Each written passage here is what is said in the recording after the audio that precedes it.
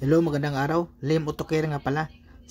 Kabayan, ngayon mag-repair tayo ng Volkswagen. So yung i-repair natin, panel saka yung bumper. So bago ang lahat kabayan, huwag kalimutan mo subscribe at notification bell for more car body repair tutorial and tips kabayan.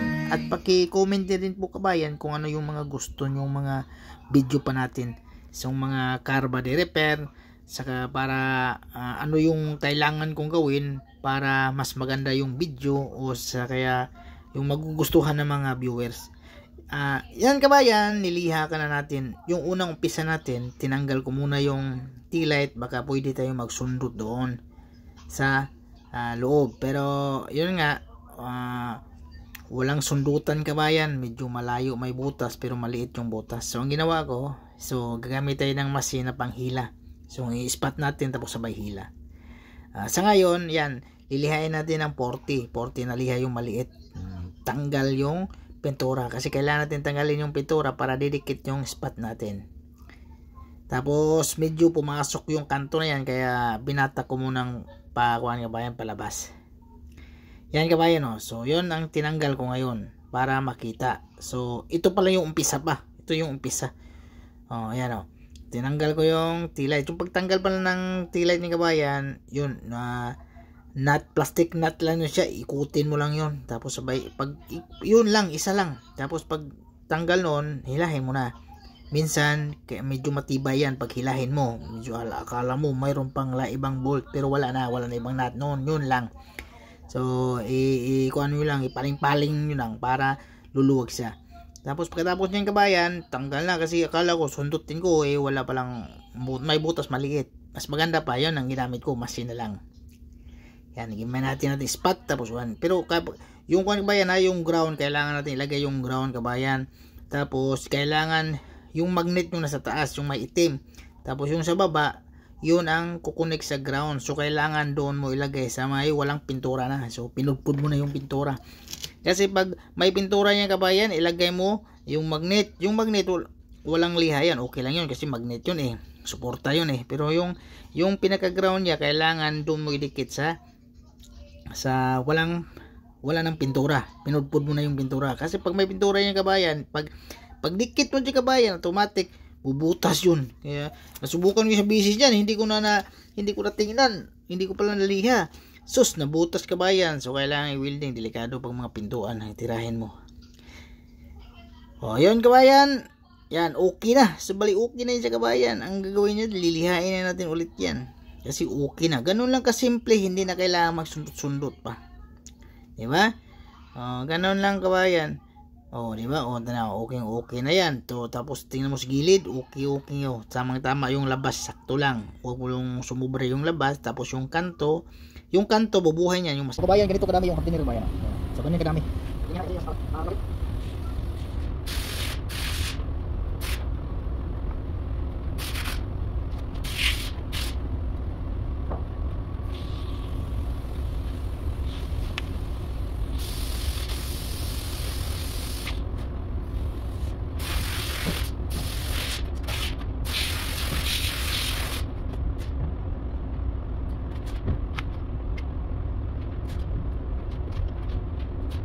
Ayan so hindi ko pala na-video yung unang coating natin kabayan. So automatic pag unang coating, lilihain natin ng machine yan kabayan. Hindi tayo magmano-mano yan, nakakapagod yan. So kasi pangalawang coating pa tayo.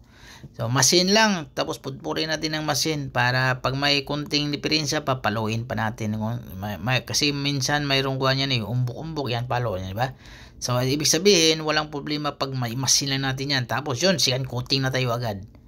Pag second coating na, unang liha pa din, machine pa din, pero wag nang pudpurin natin. Bali yung unang sa gilid lang yan, yung machine na 120. Pagkatapos mano-mano na tayo pag sa tingin natin pang final na siya. Ganon ang style ko kabayan. Pag pangalawang coating, tingin ko hindi na masilihan, yan, lilihain ko ng machine 120 sa gilid, pati yung mga pangit. So, matanggal na yung mga pangit, yun na, mano-mano na yan. Tapos yun nga, 120 pa rin ako, 180, 320, tapos yun na, primer na siya. Ibigay ko na sa doon sa preparasyon. Katulad niya kabayan, yan masin, tingnan mo, easy lang yung masin niya, di ba? Dahan-dahan lang, dahan-dahan lang, huwag bilisan kasi yun ang normal normal na galawan niyan normal na galawan niya, di ba? So pagkatapos niyan, yan tapos mano-mano na, ganun lang, ganun ka simple, tapos mano-mano na ako niyan para sigurado na okay yung final natin. Katulad yan, binilisan ko na agad yan, tinira ko na bilisan. Yan. Tapos ilagay natin yung bumper na para makita natin yung kanto dyan, kasi may kanto yan kabayan, di ba?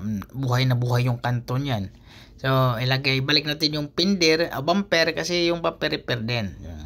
Pero sa bumper kabayan, hindi natin kailangan magmasilya. Importante, pag kailangan talagang masilya, lagyan ng masilya. Pero pag mga guhit-guhit lang, huwag mo lang yung masilya, pudpurin na natin yan.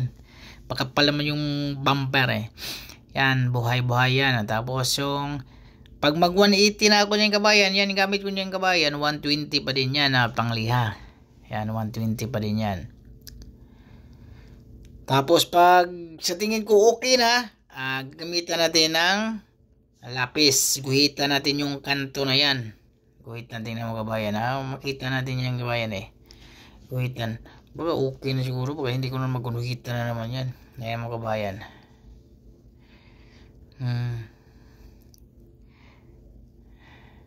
Yan. Yan diba? Ginuhitan ko na. Diba?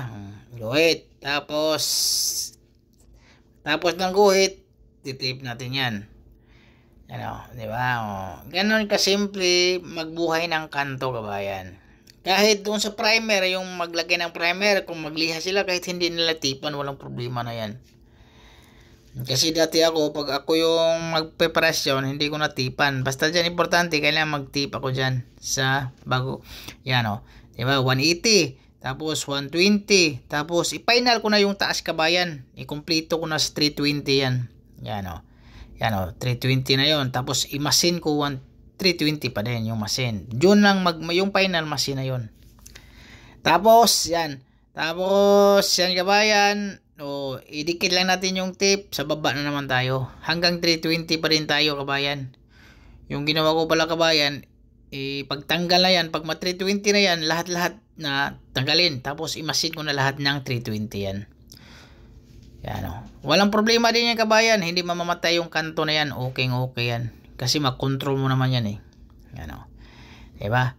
Tanggalin din natin yung lapis na yon, kasi sa primer baka magkuhan.